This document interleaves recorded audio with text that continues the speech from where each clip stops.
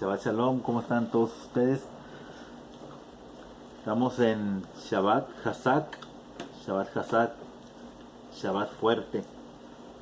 Se le llama así porque hoy termina el Sefer Vayikra. Cada que termina uno de los libros de la Torah, de los Sefarim de la Torah, a ese Shabbat se le llama Shabbat Hasak, porque es un día en que hay que fortalecernos. En este día, en este Shabbat, corresponde la Parashat Bejekotai, que significa estatutos, en mis estatutos. Esta Parashat corresponde y abarca en los capítulos 26, verso 3 al capítulo 27, verso 34. A grandes rasgos, un resumen de esta Parashat. Y esta parasha es la número 33, es la sidra número 33 de la Torah, es la décima sidra del Sefer Vayikra, que es la última de este libro de Vayikra. La Haftará correspondiente a esta Haftará se encuentra en Yirmayahu 16-19 al capítulo 17-14. En el Perek 26, en el capítulo 26 del Sefer Vayikra, la Torah, el Eterno, promete bendiciones múltiples para el pueblo de Israel siempre y cuando estos cumplan con las mitzvot que Él ha ordenado.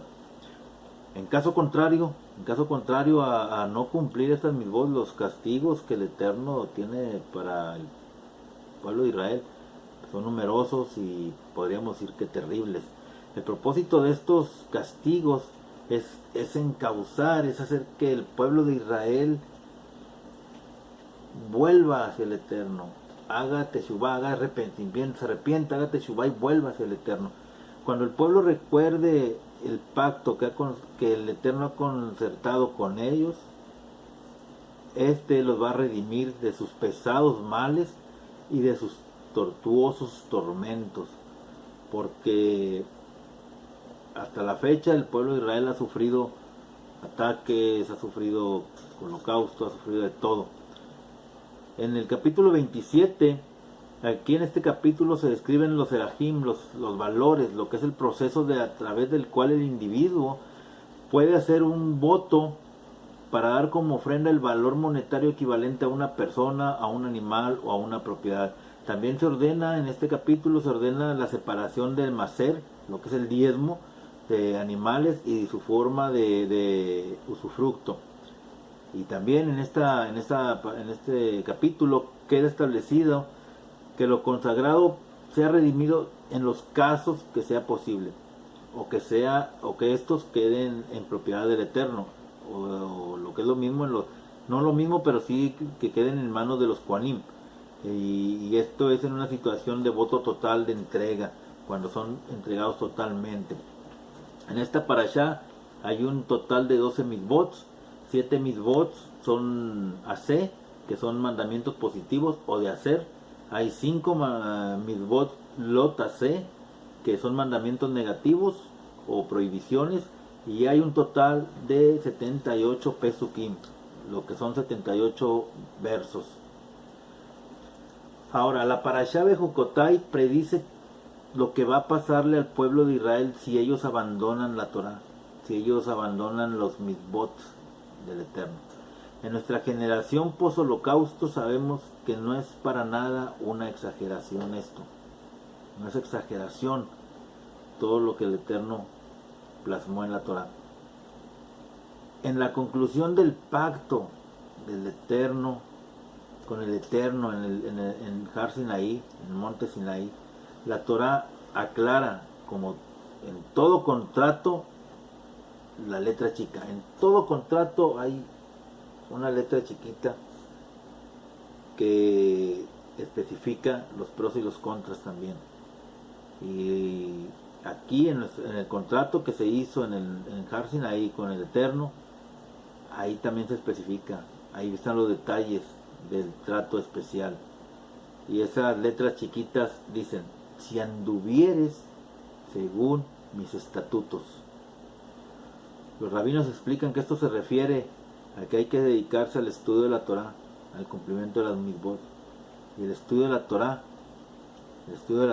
es el camino que nos guía consistentemente hacia el Eterno. Es el camino que nos lleva a estar con el Eterno. Si el pueblo de Israel siguiera el camino pavimentado del estudio de la Torah y la observancia de sus mitzvot, tendrían todas sus necesidades cubiertas. Tendríamos todas nuestras necesidades cubiertas. No estuviéramos batallando ni teniendo problemas para nada. En esta carretera, en este camino pavimentado, de la observancia de la Torah y sus mitzvot, ahí, como en todo camino, encuentras gasolina, comida y paradas de descanso. Al decir gasolina me refiero al combustible espiritual que todos requerimos, a la comida espiritual, a el descanso que te da la Torah, que te da el Eterno, que es Shabbat. Si nos alejamos de ese camino pavimentado, que es la Torah, y nos salimos por caminos de terracería, caminos disparejos, caminos con pozos, con curvas, con todo, todos los que hemos andado en vehículos 4x4, por caminos fuera de carreteras urbanas o carreteras establecidas, autopistas, sabemos lo que es andar en esos caminos, y que nos hemos quedado varados en esos caminos, sabemos las necesidades que hay ahí. Y así es cuando te sales de la Torah. Cuando te sales por del camino pavimentado de la Torah y te metes a los caminos de terracería o caminos que no son apropiados fuera de la Torah, empiezas a tener problemas en tus necesidades. Y la Torah expresa claramente los detalles de la nación que alcanza sus metas físicas y nacionales. Para que la nación de Israel, para que el pueblo de Israel alcance sus metas físicas y nacionales, dentro de los límites de la Torah. ¿Sí? Ya cuando alcancen eso o alcancemos eso, luego, después de eso, podemos dejarle el resto al Eterno.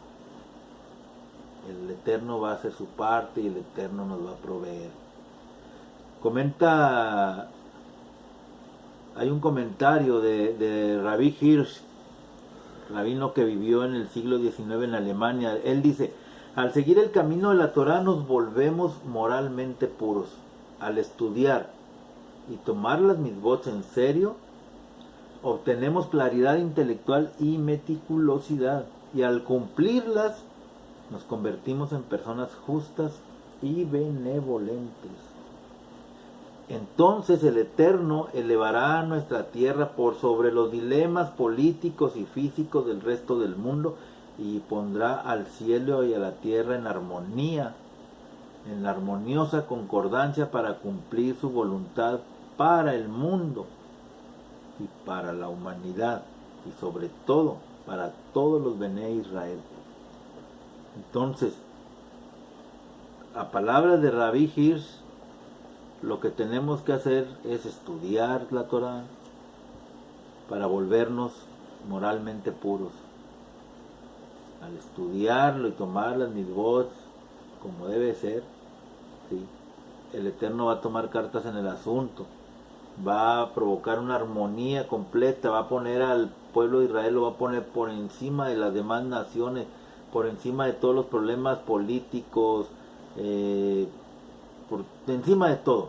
No vamos a tener problemas para nada, todo va a estar en armonía para que todo se pueda cumplir, para que la voluntad del Eterno se pueda cumplir para el mundo y para la humanidad.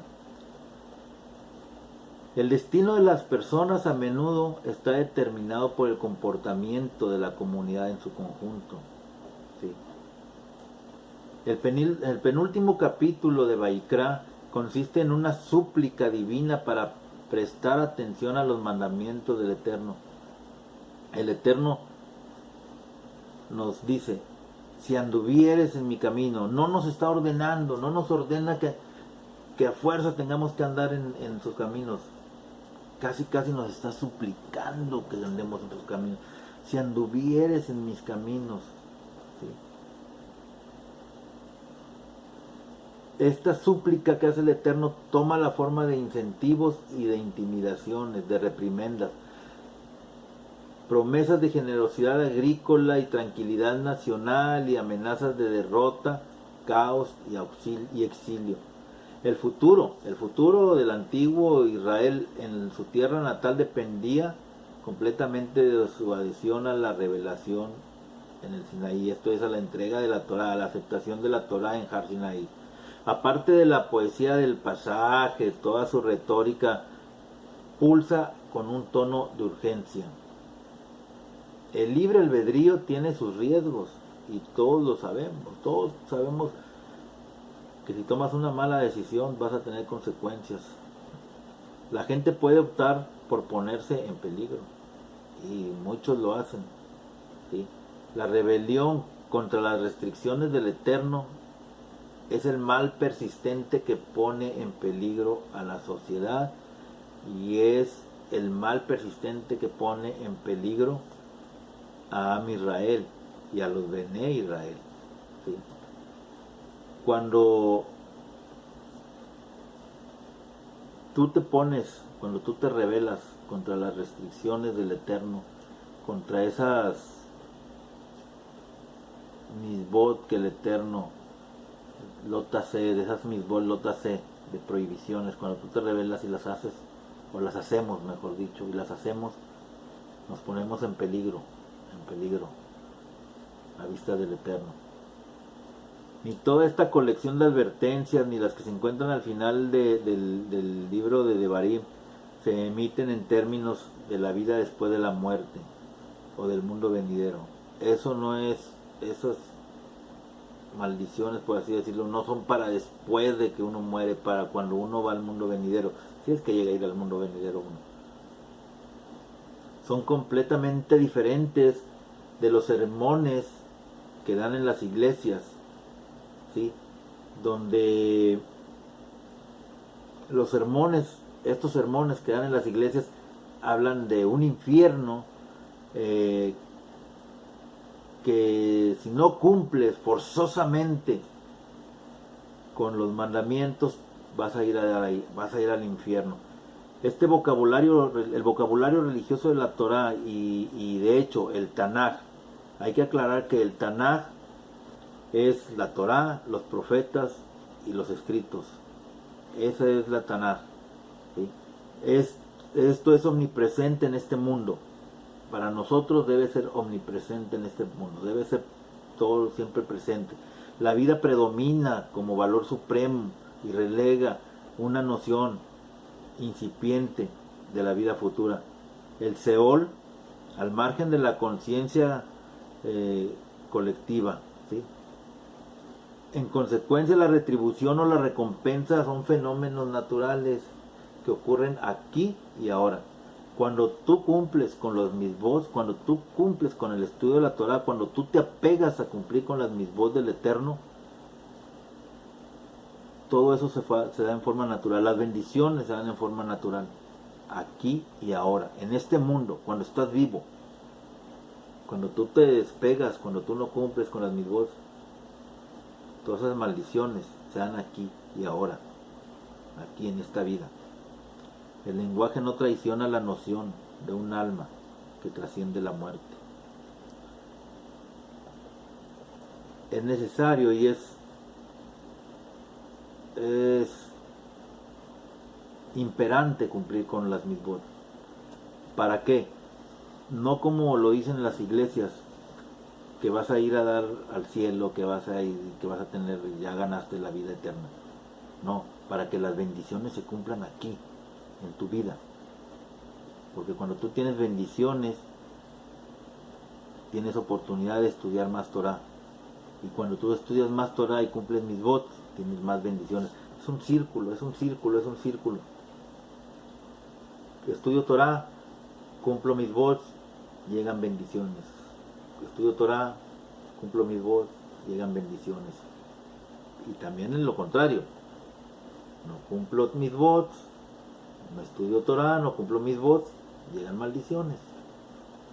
No estudio Torah, no cumplo mis votos, llegan maldiciones. Aquí y ahora, no en el mundo venidero. Lo que se pesará en la balanza para el mundo venidero es la piedad y la moralidad de todo el conjunto del pueblo de Israel, de todos los Bené Israel, ¿sí?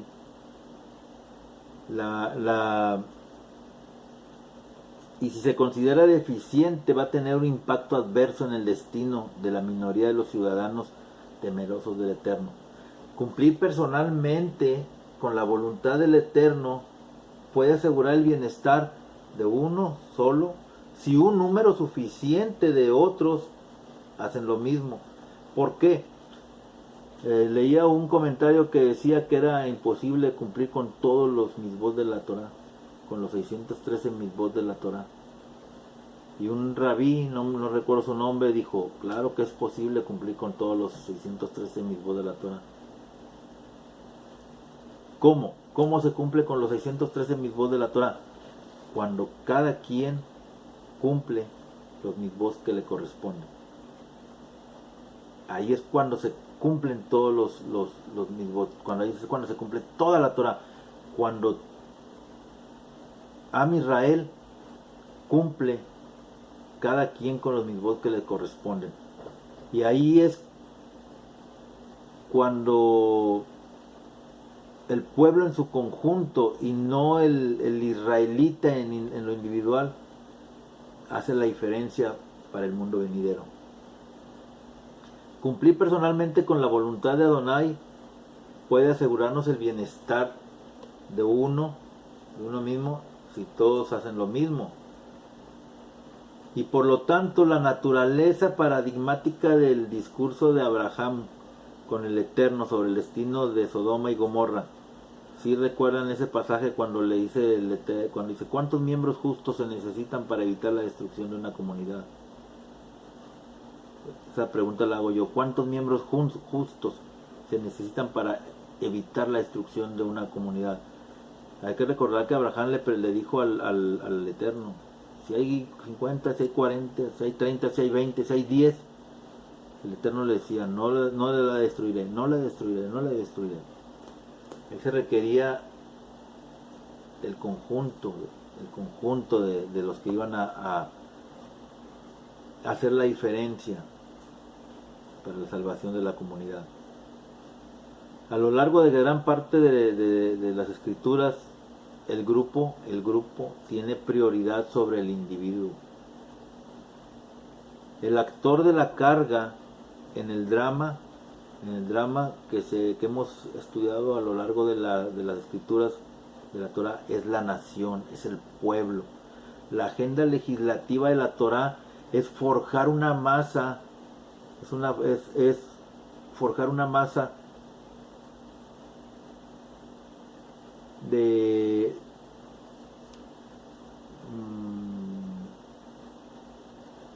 es forjar una nación, un reino de sacerdotes y no una nación santa. Esa es la agenda legislativa, por decirlo así, de la Torah. Forjar un reino de sacerdotes y una nación santa, un faro de justicia y rectitud para la humanidad, para una humanidad que es siempre rebelde. La humanidad siempre es rebelde y ha sido y será rebelde.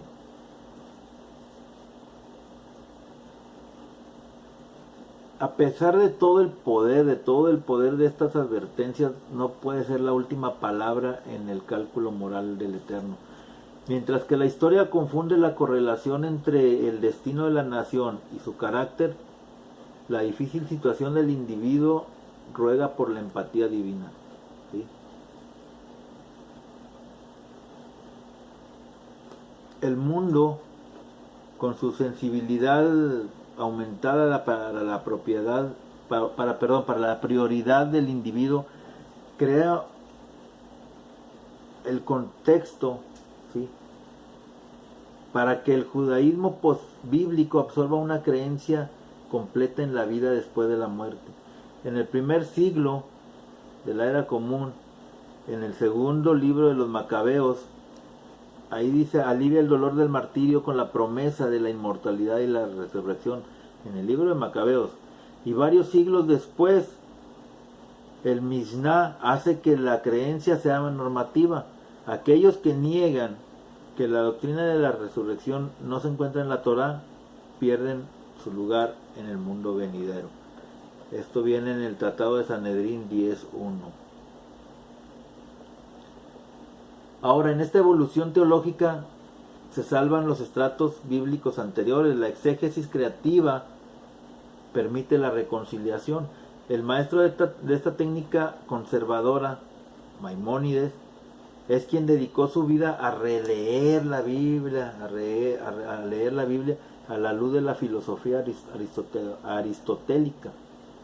Y la escritura hebrea y la filosofía griega sirvieron como dos medios para la expresión de las mismas verdades. Las bendiciones materiales estipuladas en Levítico y en Deuteronomio para Maimónides representan una etapa intermedia en el camino hacia la salvación individual. Al satisfacer nuestras necesidades físicas colectivas, que lo que es fertilidad, alimentos, ley, orden, tranquilidad doméstica, seguridad nacional, generan todas las condiciones en las que podemos complacer a nuestro amor por la Torah a tiempo completo. Cuando tenemos todo eso, como lo decía hace rato, hace un momento, cuando tenemos todo eso, tenemos el tiempo suficiente para el estudio de la Torah a tiempo completo. ¿Sí? Cuando estudiamos a tiempo completo en la Torah, tenemos todo lo que dijimos ahorita: fertilidad, alimentos, ley, orden, tranquilidad doméstica y seguridad nacional.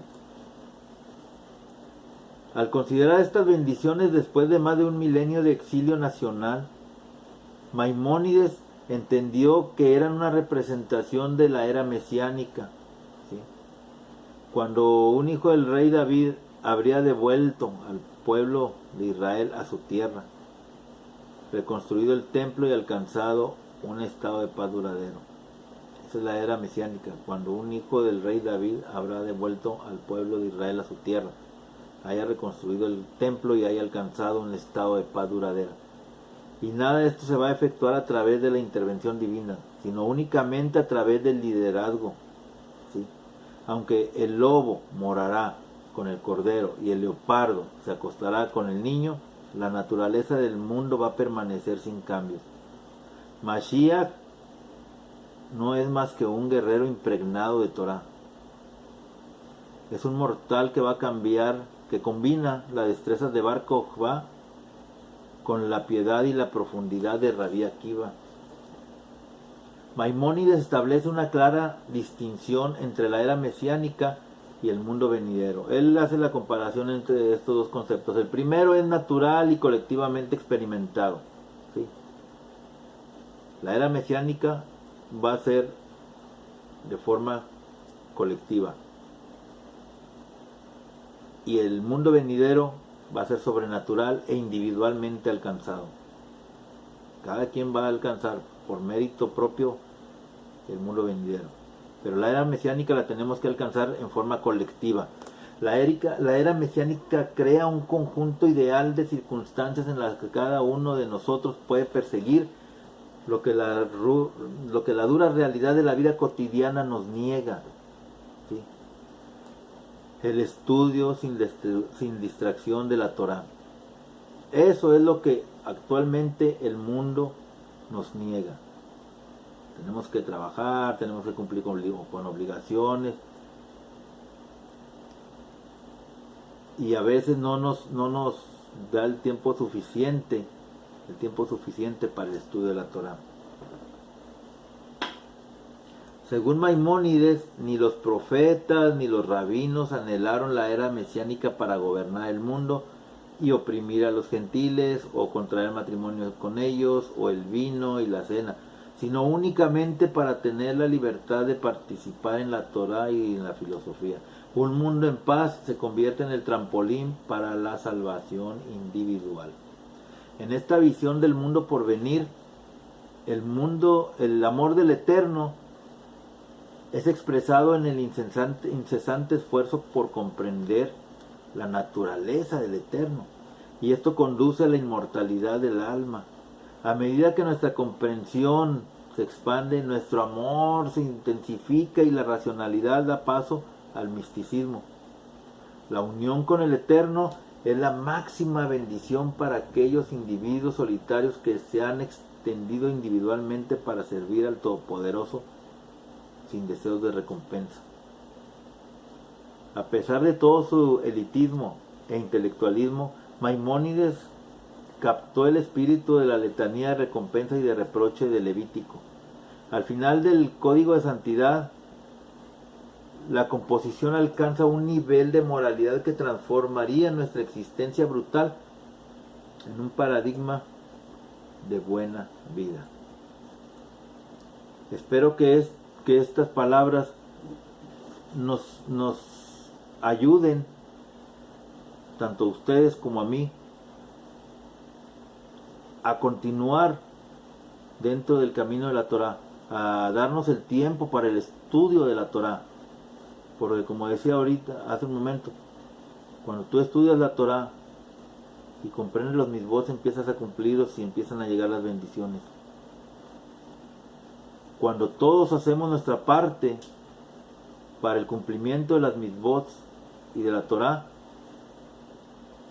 se acerca la era mesiánica, y la era mesiánica nos va a dar todo el tiempo disponible para poder estudiar la Torah. Cuando termina uno de los libros de la Torah, decimos Hazak, Hazak, Benit, Hazek. Sé fuerte, y que podamos ser fortalecidos. Shabbat Shalom, Shabbat Tov.